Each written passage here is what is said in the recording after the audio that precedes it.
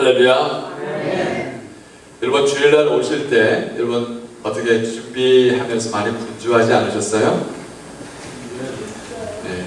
시간에 온타임에 오시려고 참 많이 분주하면서 또 이렇게 무엇을 입을까, 또 무슨 넥타이를 할까, 또 이렇게 밥을 먹고 가야 되는데 여러 가지 많이 복잡한 생각들이 주일날 아침에 들면서 준비된 사람과 준비되지 못한 사람의 차이가 명확하게 나타납니다. 여러분 대학을 들어가려면 대학에 들어갈 준비를 해야 합니다. 그렇죠? 아이를 낳게 되어지면 그 어머니와 할머니가 그 아이에게 맞는 옷, 기저귀, 유모차, 우유병 이런 것들을 다 준비를 해야 하죠. 참 많은 사람들이 그러한 사람들 준비하는데 신경을 잘 쓰지 못하는 사람이 있는가 하면 잘 준비하는 사람이 있습니다. 준비된 결혼은 아름답다. 준비되지 못한 결혼을 해서 참 어렵게 힘들게 사는 젊은이들을 저는 많이 봤습니다. 여러분 많은 사람들이 은퇴 준비를 많이 합니다. 근데 은퇴 준비는 해도 죽을 준비를 하지 않습니다. 여러분 그리스도인들은 은퇴가 없습니다. 그리스도인들은 사나 죽으나 그리스도인 것이기 때문에 그리스도인들은 살아도 주를 위해서 죽어도 주를 위해서 마지막 죽는 그 순간까지 하나님의 영광을 위해서 사는 것이 그리스도인 것입니다. 믿습니까?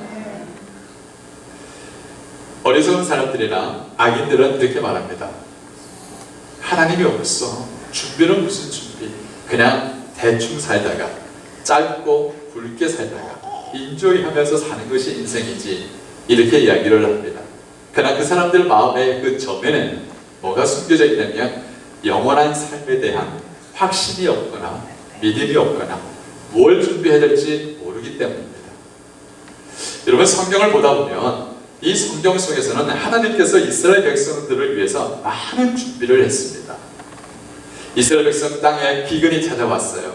먹을 곳이 없어지고 물이 갈라져서 땅이 쩍쩍쩍 갈라지는 그 이스라엘 땅에 기근이 오자 그것도 아시고 이스라엘 백성을 애국으로 이동하실 것을 미리 아시고 그 형들에게 버림을 받았던 그 요셉, 그 짐승 잡는 구덩이 속에서 건져내어져서 노예시장에 팔려서 그 노예시장에 있던 그 노예가 애국 전체를 다스리는 총리같이 되기까지 하나님 이미 준비해 놓으셨다는 430년 동안 종살이했던 이스라엘 백성들을 끄집어내기 위해서 하나님은 강바닥에서 던져서 죽어야 될 그 모세라는 그 아이를 끄집어내 애국 땅의 왕자로 살게 하다가 그 호라운 생활을 다 접어두고 40년 동안 광야에 처박아 놓고 그곳에서 텐트를 치고 달을 보면서 길을 알고 그리고 먹을 것을 준비하는 이 광야의 40년 기간을 이미 준비해 놓으셨어요.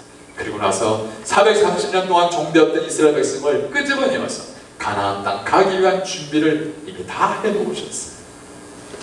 사랑하는 성도님들, 참 우리 인생 가운데도 하나님께서 우리에게 준비해 놓으신 참 많이 있습니다. 우리가 잘 몰라서 그렇지 너무 많은 준비를 많이 해놓으셨습니다. 이스라엘 백성들 위해서 하나님의 법을 살 수 있게끔 십계명을 만들어 주셨고요. 하나님의 임재가 거할 수 있게 만드는 거룩한 성막도 하나님이 준비해 놓으셨고 더 나아가서 하나님의 백성들이 영원히 살 수 있게 만드는 천국을 하늘나라에 준비해 놓으셨습니다. 믿습니까? 이런 하나님이 준비해 놓으신 이유가 뭐냐는 거예요. 그 이스라엘 백성들에게 하나님 백성들에게 그것을 준비해 놓으신 이유가 뭐냐는 거예요. 다름이 아닙니다. 너의 마음을 달라는 거예요. 너의 마음을 달라. 정말 너가 나를 경외하고 내가 너의 하나님이 되고 싶어하는 그 마음을 내게 달라는 거예요. 여러분 하나님께 이런 마음을 다 드렸습니까? 역시 대답이 없으시군요. 다시 한번 묻겠습니다. 여러분은 하나님께 여러분의 마음을 드렸습니까? 목사님 드리고 있는 중이에요. 그런 사람도 있을 겁니다. 드릴까 말까 드릴까 말까. 오늘 여러분 이 말씀을 통해서 여러분의 그 마음을 온전히 드려지는 시간이 되길 바라겠습니다. 오늘 이 말씀은요 너무너무 인생에서 중요한 말씀이에요. 바로 하나님께서 자신의 마음을 드리는 자, 하나님의 마음에 합한 자, 그 마음을 하나님께 온전히 다 드릴 수 있는 자만이 준비할 수 있는 사람이라는 걸 알려주고 그 준비된 자와 준비하지 못한 자의 삶의 결말이 어떠한가를 적나라하게 보여주는 말씀이 바로 오늘 본문이에요. 사랑하는 성도님들, 이 시대는 준비한 자와 준비되지 못한 자의 정확하게 나눠지는 그 삶을 우리는 곧 보게 되어질 것입니다. 자, 오늘 본문 말씀 가운데 유다인의 풍습에 혼인잔치가 나옵니다. 유다인의 풍습을 보면 신랑이 이제 신부를 데리러 옵니다. 근데 그 풍습 가운데를 보면 신랑이 종종 늦는 경우가 있다고 합니다. 자, 신랑이 늦으면 어떻게 합니까? 신랑이 신부에게 올 때까지 들러리들은 신부를 보호합니다. 그리고 신랑이 올 때까지 등을 켜고 기다립니다. 어제야, 이제야, 오제나, 언제 오지, 언제 오지. 그래서 등을 켜고 기다립니다. 자, 그런데 이 본문 말씀 가운데 이 들러리 같은 이 10명의 등을 들고 있는 그 여인이 등장을 합니다. 그 여인이 등장하는 그 여인들 앞에 붙어 있는 형용사가 있습니다.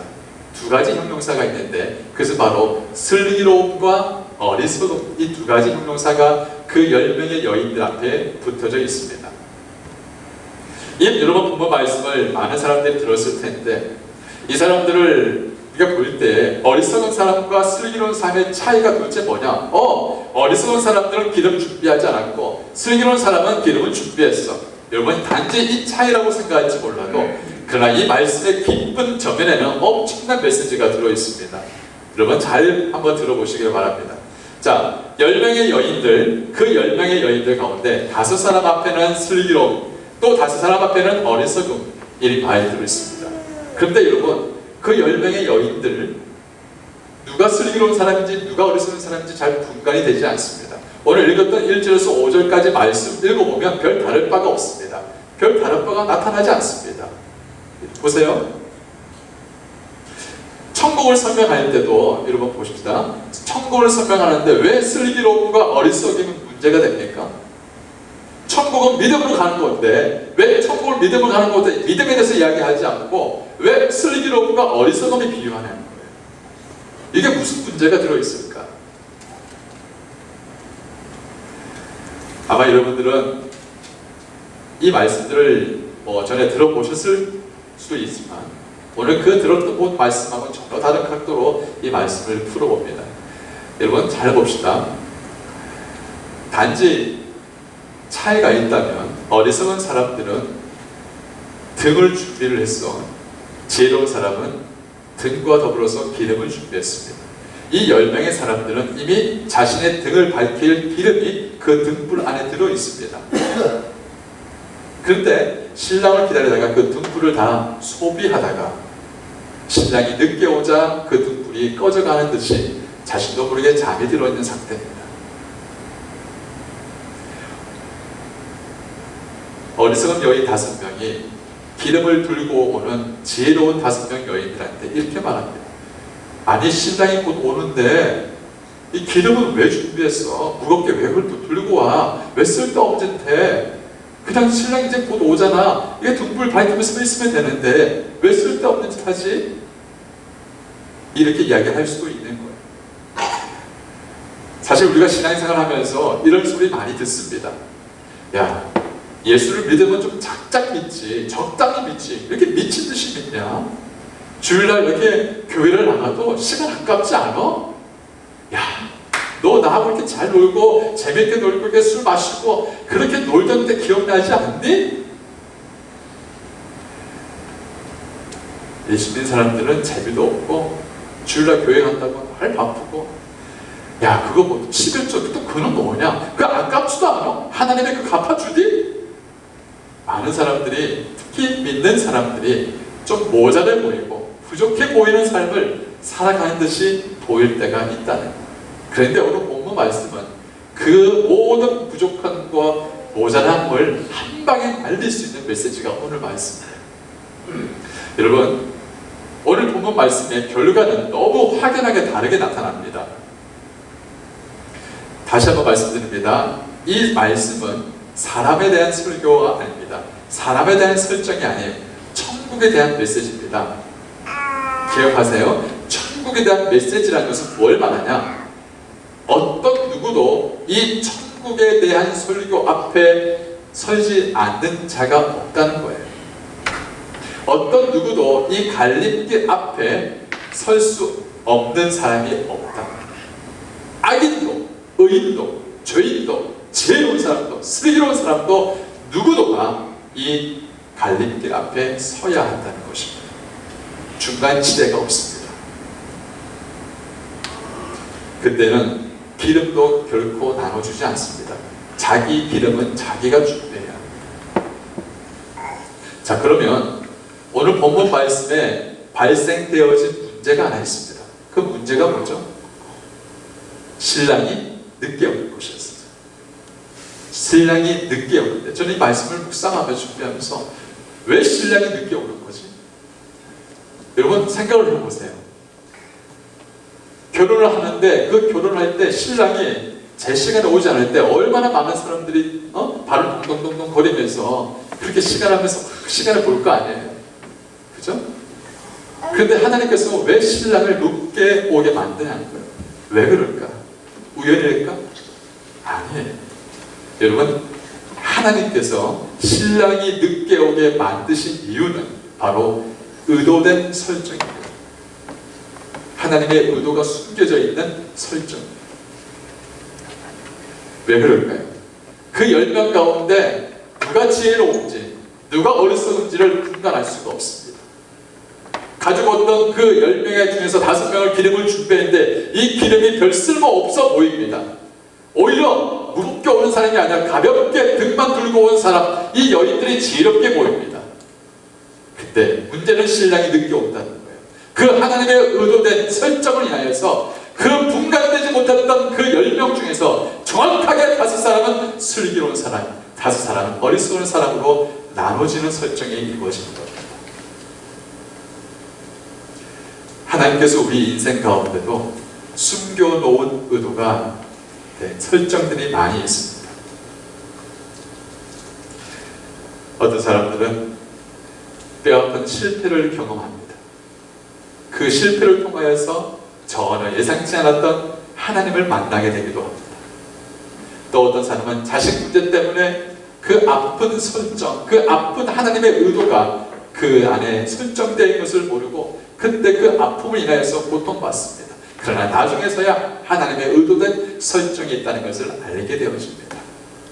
그처럼 우리가 알지 못하는 숨겨놓은 하나님의 의도된 설정은 우리를 멸망시키는 것이 아니라 하나님 우리를 살리게 하는 설정이라는 것을 기억하시길 바랍니다. 하나님의 그 의도된 설정은 우리 잠자는 영혼을 깨우기도 합니다. 우리의 시들시들해져가고 병들어가는 그 마음을 다시 어웨이킹하여서 우리를 일깨우는 그런 하나님의 의도된 설정들이 우리 인생 가운데 많이 숨겨져 있다는 거예요. 자, 오늘 본문 말씀 가운데 신랑이 제 시간에 왔으면 그냥 이 말씀 메시지는 순조롭게 진행되어져 갔을 것입니다. 근데 오지 않으니까 온 사람들이 다 긴장을 하고 있는데 시간이 덜이 되어지니까 다 지금 뭐 하고 있습니까? 잠을 자고 있는 거예요. 잠을 자고 있는 거예요. 다시 오시겠다 약속하셨던 그 예수님께서 오시겠다는 그 메시지가 금방 이루어질 것 같은데 지금 100년이 지나고 200년이 지나고 지금 2000년이 지나도 다시 오지 않으니까 많은 사람들 마음속에 긴장이 풀려지기 시작하는 거예요. 이제 언제 오지? 아유, 주님 언제 오시냐? 내 죽고 나서 오겠나? 근데 여기저기서 이상한 소문이 납니다. 예수님이 오셨대. 예수님이 오셨대. 몇 날 몇 시 몇 시에 어디에 예수님이 곧 오신대. 사람들이 흰 옷 호복을 입고 예수님 오신다고 손을 들고 부채바람을 치고 사람들이 그분 오신다 그분 오신다 이상한 소문들이 드러나는 거예요.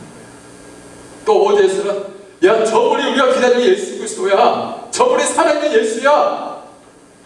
잘못된 거짓 종교와 이단들과 사이비 종교들이 정작 예수 그리스도 다시 오심을 준비하고 그렇게 소망을 가지고 기다리는 하나님의 백성의 마음에 찬물을 끼얹어서 그 마음을 거부하게 만들고 두렵게 만드는 것. 이게 영적으로 어둡게 만드는 사단의 전략이죠. 우리 신앙은 좀 어떻습니까? 여러분들 처음 예수 그리스도를 믿었을 때와 지금 신앙의 모습은 어떻습니까? 초대교회 당시 때 예수 믿는 사람들은 여러분 그렇게 호락호락하게 신앙 갖는 사람이 아무도 없었습니다. 예수를 믿는다는 것은 이미 핍박을 각오한다는 것이고, 예수를 믿는다는 것은 옥에 가둘 준비를 하고 있는 사람이고, 예수를 믿는다는 것은 사람들 앞에서 손가락질 당할 수 있다는 것을 이미 각오한 사람들이었어요. 생각 걸고 예수를 믿는 것이었습니다. 그들의 신앙의 칼날은 아주 날카로웠습니다. 철을 날카롭게 하듯이 그들의 신앙은, 그들의 영적인 칼날은 녹슬지 않았습니다. 그런데 지금 우리의 신앙은 어떻습니까? 너무 느슨하잖아요. 너무 편하잖아요. 우리의 신앙이 너무너무 안일하잖아요. 정작 영적 싸움을 싸워야 될 우리의 영적 무기는 너무 쓰지 않으니까 녹이 쓸어서 종이 한 장도 뵐 수 없는 그런 무디 연장이 되어버렸어요. 아니, 어떻게 사용할지도 몰라요. 사랑하는 분들, 처음 은혜 받았을 때 감격했던 그 순간들, 예배가 그리워지고 찬양할 때마다 눈물이 흐르고 정말 하나님만 생각하면 감격이 오고, 그 순간이 언제였던가? 아, 옛날에. 그러다가 어떻게 해요? 내 마음이 점점 식어지고 등불이 꺼지듯이 내 마음의 등불이 점점 꺼져가요. 그러다가 나중에는 잠이 들게 되죠. 지금 이 시대뿐만 아니라 지금 많은 그리스도인들이, 교회들이 참 많이 잠을 자고 있습니다. 게다가 이 세상의 모든 사람들의 판단 기준을 아주 애매모호하게 만들어가고 있습니다. 지금 인터넷이나 많은 미디어를 통해서 많은 사람들의 생각이 무엇이 옳은지 무엇이 그른지를 판단하지 못하게 만드는 그러한 잘못된 기준을 제시하고 있는 것이 지금 이 시대입니다. 왜 그렇죠? 생각을 해보세요. 어떻게 남자와 남자가 결혼할 수 있어서 가족을 이룰 수 있습니까? 이게 말이 되는 거예요. 그런데 이것이 옳다라고 법으로 제정하는 세대, 바로 이 시대가 악한 거예요. 그래서 성경은 분명히 말합니다. 에베소서 우리 5장 16절 17절 같이 읽어볼까요? 시작. 세월을 아끼라, 때가 악하니라. 그러므로 어리석은 자가 되지 말고 오직 주의 뜻이 무엇인가 이해하라. 분명히 말씀하고 있습니다. 세월을 아끼라. 여러분, 세월을 아끼라, 그 말은 뭐냐면 너희가 어떤 돈을 지불하고 어떤 희생을 지불하더라도 기회를 잡아라. 기회를 돈 주고 살아. 그런데요, 어리석은 사람들은 준비하지 않습니다. 지불할 생각을 하지 않습니다. 희생을 치를 마음이 없습니다. 세월을 아끼지 않습니다. 그러나 지혜로운 사람은 희생을 치르고서라도, 내가 돈을 주고서라도 기회를 잡습니다. 왜요? 세상이 때가 악하기 때문에. 근데 왜 어리석은 사람들은 기회를 못 잡습니까? 소 잃고 외양간 꽂힌다고 하지 않습니까? 후회하고 후회하는데 또 나중에 보면 또 후회합니다. 또 준비하지 않습니다. 왠지 아세요? 악한 사람들, 어리석은 사람들은 이 악한 때 세상 속에 마음이 다 빼앗겼기 때문이에요. 그러나 지혜로운 사람들은 주의 뜻이 무엇인지 분별할 수 있는 사람들이에요. 그렇기 때문에 항상 깨어있고 항상 준비하는 거예요. 기름을 준비했느냐 준비하지 않느냐 문제가 아니라 그 사람의 삶이 하나님을 마음에 초점이 있느냐 세상에 초점이 있느냐, 바로 이 부분입니다. 노아의 홍수 심판이 있기 전에 하나님께서 사람들의 마음을 보니 너무 악한 거예요. 너무 죄악투성이고 너무너무 사람들을, 하나님께서 사람 지은 것이 너무너무 후회스러울 정도로 사람들 세상의 마음이 다 악해버렸어요. 어쩔 수 없이 하나님은 심판을 결정합니다. 그래서 그 심판을 결정하기 전에 하나님은 의인이 있나 없나 찾아보시는데 의인이 하나 있는 거예요. 그 노아의 가정, 한 가정이 의인의 가정이에요. 여러분, 그 말씀 속에 하나님 말씀이 정말 노아의 마음에 들어가니까 그 노아가 하나님의 얼굴을 보면서 하나님의 그 눈물겨운 사랑을 보는 거예요. 하나님의 눈물겨운 그 사랑이 노아의 마음에 들어오니까 하나님 앞에 순종할 수밖에 없는 거예요. 노아는 알았습니다. 이 마지막 시대에 하나님의 그 결단을, 그래서 그 그 높은 산 위에다가 노아의 방주를 짓습니다. 수많은 사람들이 저 방주를 향해서 손가락질합니다. 야, 도대체 저게 뭐냐? 저 고생을 왜 하며 저 왜 어리석은 짓을 하고 있느냐? 사람들은 웃고 즐기면서 세상 희락과 세상 쾌락을 다 즐기고 온갖 다 즐기면서도, 그러나 노아는 매일매일 산에 올라가 산에서 나무를 키워서 하나님께서 만드신 그 모든 시간대로 하나씩 하나씩, 여러분, 하루 아닙니다, 이틀이 아닙니다, 10년이 아니에요, 100년 이상의 기간을 걸어서 그 노아를 방주를 만들어요. 노아가 어리석었을까요? 노아는 어리석지 않았습니다. 그러하기에 준비하였습니다. 마지막 때가 언제 올 것인가를 알지 못하였으나 곧 온다는 것을 알았기에 노아는 준비하는 사람이었습니다. 사랑하는 성도 여러분, 어리석은 다섯 처녀가 보이십니까? 어리석은 다섯 처녀가 보이세요? 그들이 들고 있는 그 등불이 점점 꺼져가는 것, 그것이 여러분 속에 보입니까? 자기 등불이 꺼져가니까 옆에 있는 등을 들고 있는 슬기로운 처녀한테 묻습니다. 여보시오, 기름 좀 주세요. 기름 좀 나눠주세요. 그때 이 슬기로운 처녀가 말합니다. 내가 가지고 있는 당신한테 나눠주면 나 등불도 이제 곧 꺼집니다. 얼른 가서 기름을 사오세요. 그래서 이 어리석은 처녀들이 그곳을 떠나서 기름을 사러 떠나버렸어요. 기름을 사서 돌아오니까 이미 문이 닫혀버렸어요. 그 혼인잔치 문에 들어갈 수도 없는 거예요. 그래서 문을 두드리면서 막 두드립니다. 주여, 주여, 나를 좀 따리고 나의 문 좀 열어주세요, 문 좀 열어주세요. 근데 문이 열리지 않는 거예요. 그때 들려오는 소리가 두 소리가 있습니다. 내가 너를 도무지 모른다. 그런즉 깨어 있으라. 여러분, 이 메시지는 너무 중요한 메시지예요. 제가 여러분께 한번 질문을 던져볼게요. 만약에 어리석은 처녀 5명이 기름을 준비해가지고 왔다고 해봅시다. 그때도 하나님께서 이 5 처녀에게 나는 너희를 도무지 모른다 라고 했을까요? 헬로. 다시 한번 질문해 볼게요. 어리석은 5 처녀가 슬기로운 5 처녀처럼 기름을 엑스트라로 준비해 가지고 왔습니다. 그때도 하나님이 신랑이 이 어리석은 처녀들에게 내가 너를 모른다라고 이야기했을까요? 답은 모른다 했을 것입니다.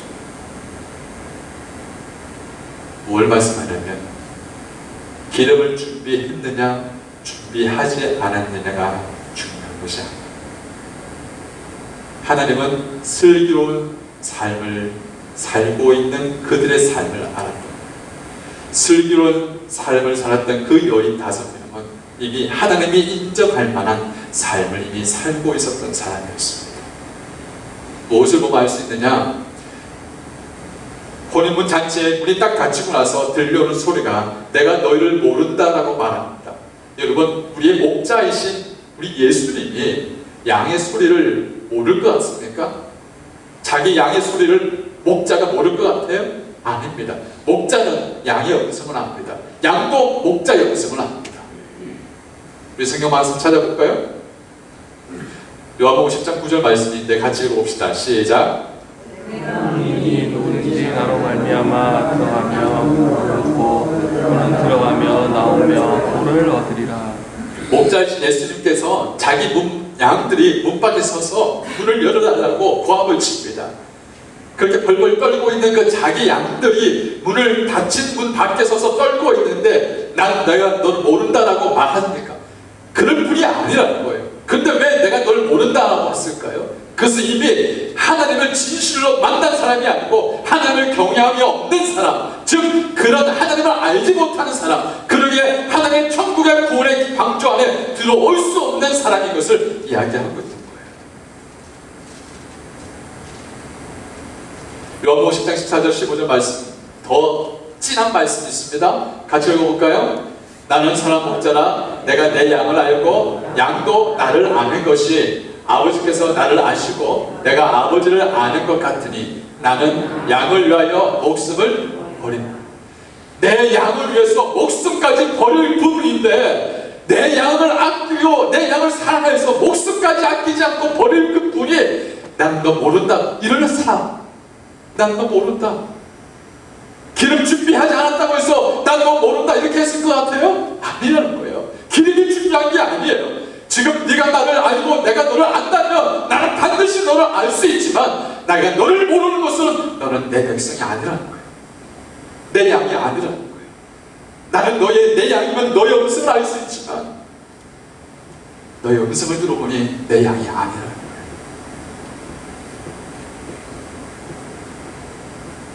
그보다 더 진한 말씀 들어가 볼까요?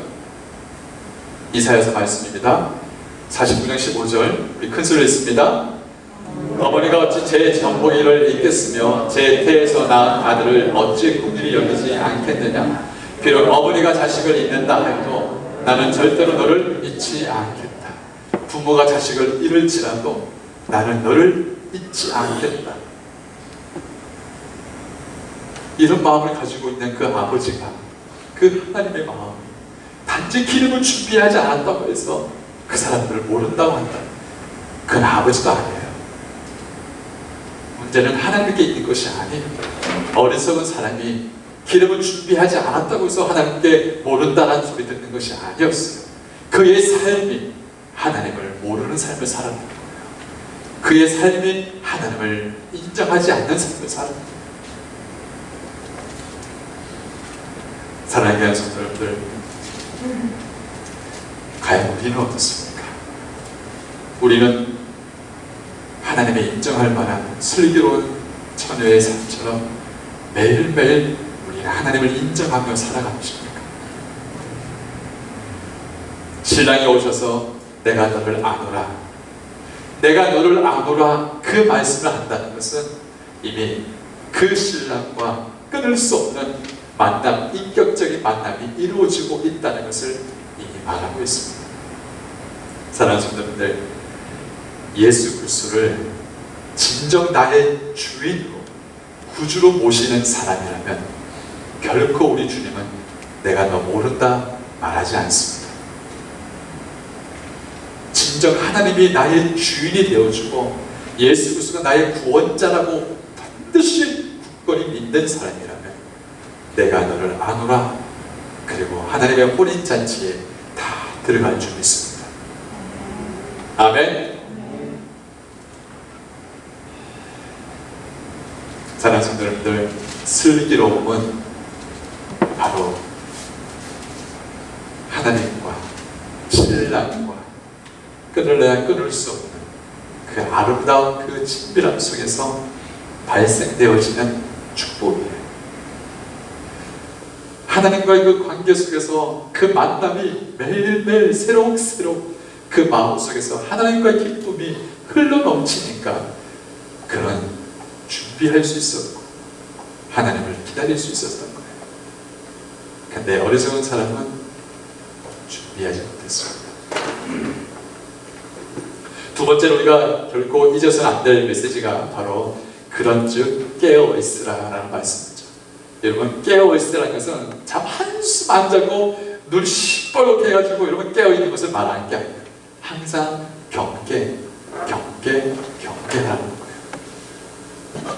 주님이 언제 오실지 모르기 때문에, 때가 악하기 때문에 항상 깨어있으라고 이야기하고 있습니다. 누가복음 21장 말씀입니다. 같이 읽어봅시다. 큰 소리로 시작. 너희는 스스로 조심하라. 그렇지 않으면 방탕함과 수치함과 생활의 염려로 마음이 둔하여지고 뜻밖의 날이 덫과 같이 너에게 임하리라. 이 날은 온 지구상에 거하는 모든 사람에게 임하리라. 다시 한번 잘 보십시다. 그 날이 뜻밖의 덫과 같이 자기도 모르게 철커덕하고 덫이 걸리는 것처럼 그날이 때와 시를 알지 못하니라 모든 사람에게 뜻밖의 덫과 같이 임하게 될 것이다라고 말합니다. 그런데 그 시와 때를 알지 못하기 때문에 그러니 항상 깨어 있으라고 이야기하는 거예요. 사랑하는 성도님들, 방탕함과 술취함과 세상의 염려는 우리의 영적인 눈을 어둡게 만듭니다. 온통 세상의 관심은 여러분 어디에 있을 것 같아요? 세상의 관심은 하나님께 있지 않습니다. 온 사람들의 마음 역시 세상의 관심에 쏠려 있고 자기 자신에게 쏠려 있지 하나님께 쏠려 있지 않습니다. 이 말씀을 뭘 말하냐면 신랑이 늦게 오는 이 의도된 설정은 우리에게 하나님을 위한 삶을 살 수 있는 기회가 될 수 있다는 것을 말합니다. 아멘. 잘 기억하십시오. 지금 신랑이 늦게 오는 그 이유로 인하여서 우리는 온 세상의 마음이 빼앗기지 아니하고 내 마음의 초점을 하나님께로 조정할 수 있는 기회로 삼을 수 있다는 거예요.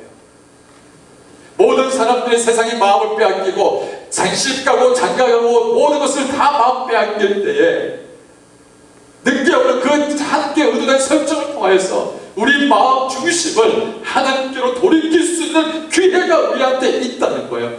근데 그 기회를 어리석은 사람은 모르고 슬기로운 사람은 그 기회를 알기 때문에 그 기회를 놓치지 않는 거예요.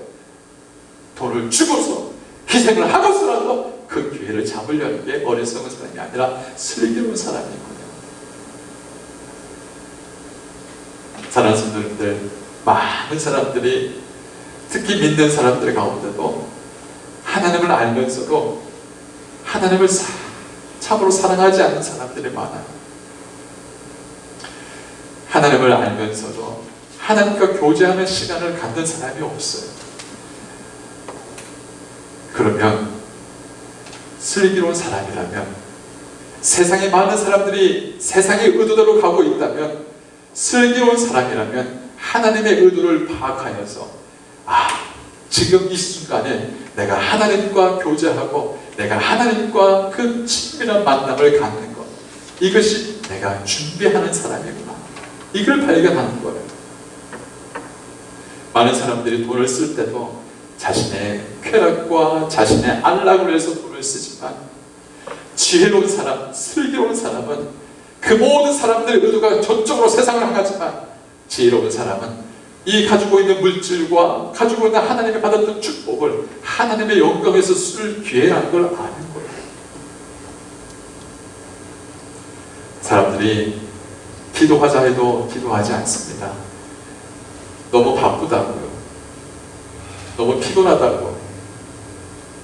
그런데 여러분 잘 생각해 보세요. 우리 약속 잡으면 다 만나요. 먹을 거 생기면 다 먹기 위해서 어디든지 막 갑니다. 그죠? 일할 때는 다 일합니다. 근데 기도하자면 바쁘다고 합니다. 피곤하다고 합니다. 모든 사람이 다 글로 가고 있습니다.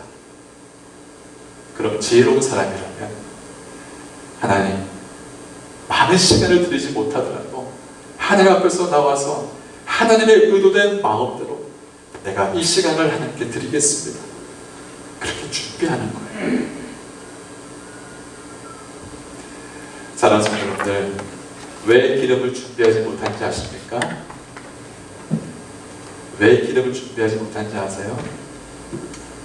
그 사람들의 마음이 신랑에게 있지 않기 때문에, 온갖 마음이 다 세상에 있기 때문에 준비할 마음을 갖고 있지 않기 때문이죠. 요한에서 2장 28절 말씀에 이렇게 나옵니다. 우리 같이 볼까요? 시작. 자녀들이여, 여러분은 그리스도 안에 사십시오. 그러면 그리스도께서 다시 오실 때 부끄러움을 당하지 않고 떳떳이 그분을 뵙게 될 것입니다. 여러분, 주님이 강림하실 때, 다시 오실 때 주님 얼굴 바라보며 떳떳이 설 수 있는 사람이 있는가 하면, 주님 얼굴을 쳐다보지 못하며 부끄러움을 금치 못하는 사람들이 반드시 있습니다. 준비된 사람은 주님 오는 것을 예비하고 기다리는 사람입니다.